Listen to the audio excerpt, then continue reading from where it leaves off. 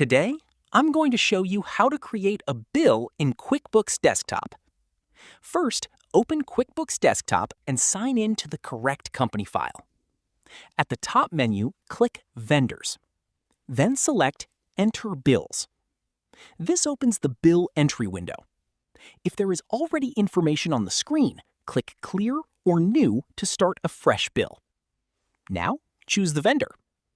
If the vendor is not already saved, you can add them as a new vendor. Next, enter the vendor address if needed. Then, enter the date of the bill. Add the reference number or invoice number from the vendor's bill. Now, enter the amount due. Next, go to the Expenses tab at the bottom. Choose the correct expense account for what the bill is for, such as insurance, utilities, repairs, rent, or office supplies. Enter the amount for that expense line. If the bill includes more than one type of expense, add another line and split the amount between the correct accounts. You can also add a memo or customer job if needed.